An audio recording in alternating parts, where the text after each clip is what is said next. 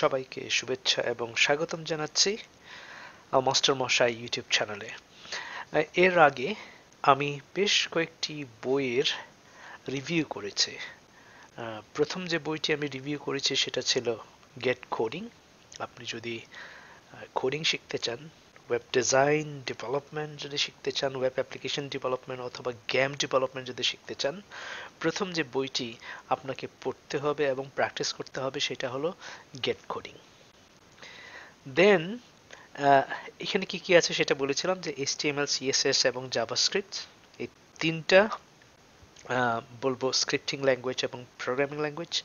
JavaScript শেখার পরে আমি বলেছিলাম যে যদি পাইথনটা শেখা যায় সেটা ভালো হয়। দেন থার্ড যে বইটা আমি দেখিয়েছি সেটা হলো মাস্টারিং জাভা। ঠিক আছে, এই তিনটি বই আমি রিভিউ করেছি। আজকে যে বইটি আমি রিভিউ করছি এই বইয়ের নাম হচ্ছে the strong women of Madhupur. Strong women of Madhupur বইটি লিখেছেন রবিন্স বার্লিং। উনি প্রফেসর এমারিটাস। তিনি পড়াচ্ছেন এখনো Anthropology, Professor Emeritus of Anthropology and Linguistics at the University of Michigan, United States of America. এখন এই বইটি লেখার আগে তিনি ইন্ডিয়ার মেঘালয়া এবং বাংলাদেশে প্রায় 50 বছর যাতায়াত করেছেন। তিনি ইন্ডিয়াতে এবং বাংলাদেশে গারোদের সাথে থেকে গারোদের ভাষা, সংস্কৃতি এগুলো শিখে নিয়ে রপ্ত করে দেন এমন একটা বই লিখেছেন।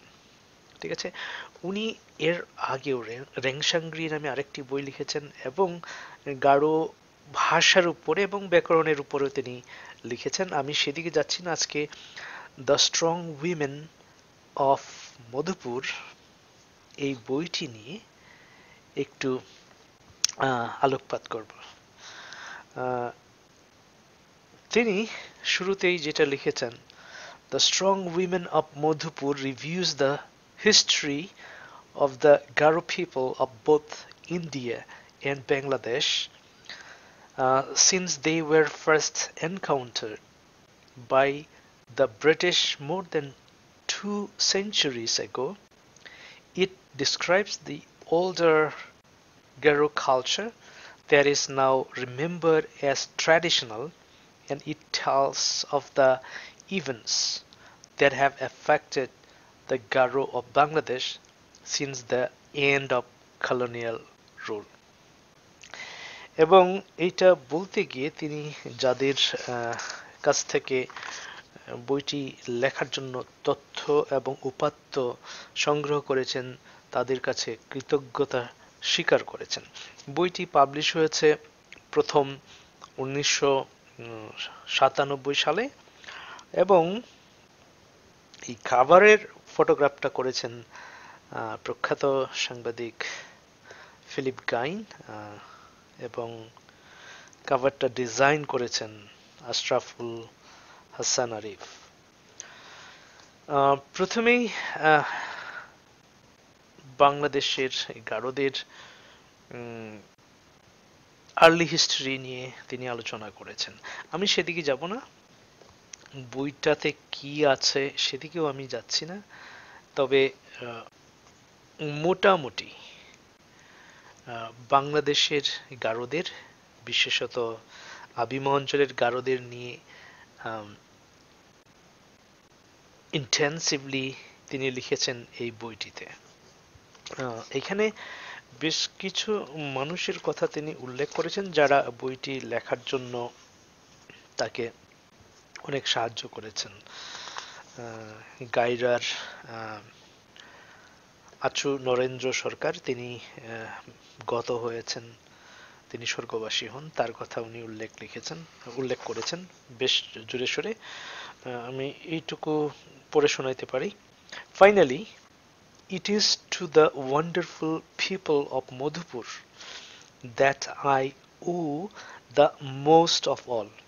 since almost 800 people live in the 3 villages that I know best. I cannot list everybody's name, but I must give special thanks to the Garo families in those homes I have lived. মিরনি চিরান তার বাসায় থেকেছেন। মিরনি চিরান আমার মামি, এখন উনি ইহজগতে নেই। উনি truck অ্যাক্সিডেন্টে মারা গেছেন অনেক দিন আগে। আমি যখন মধুপুর কলেজে অধ্যাপনা করি তখনই তিনি একটা ট্রাক অ্যাক্সিডেন্টে মারা যান। তার সম্পর্কে লিখেছেন, মিরনি চিরন and her husband Mijen Mikhail Nakrik, with whom I lived for a total about 8 months in Gaira, and Reggie Rema and her husband Binoy Kupi, with whom I lived for 2.5 months in Jalichira. Everybody in the villages of Gaira, Jalichira and Nayanpur welcomed me and gave generously of their time, but I am specially indebted to Norendro Mri of Gaira, Achu, উনিও স্বর্গবাসী হয়েছেন, and to Projendro Haketok and Sushil Mankin of Nayanpur, who hour after hour and day after day patiently helped me to understand both their language and their culture. I hope that expatriates and Bangladeshis from other communities will be interested in what I have to say about the Mandis.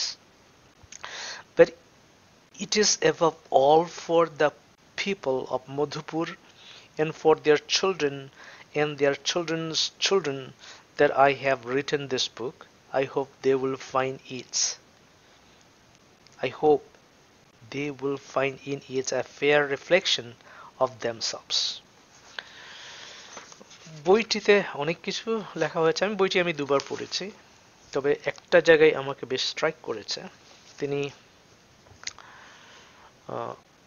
ওই সময়কার মান্দিদের চাকরি বাকরির জন্য, পড়াশোনার জন্য ঢাকাগামী হওয়াকে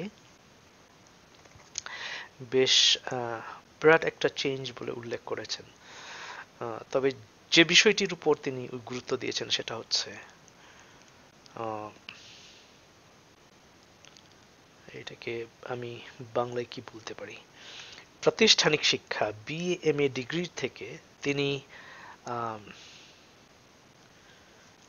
হাতে কলমে শিক্ষা, যেটা কারিগরি শিক্ষা বা টেকনোলজির উপর যে শিক্ষা, সেটার উপর জোর দিয়েছেন।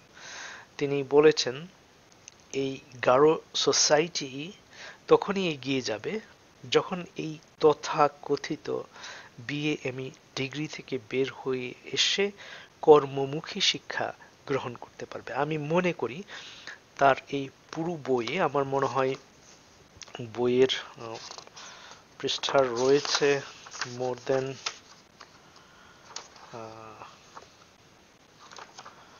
কত পৃষ্ঠা, আসলে প্রায় 350, আসলে পৃষ্ঠা রয়েছে 266।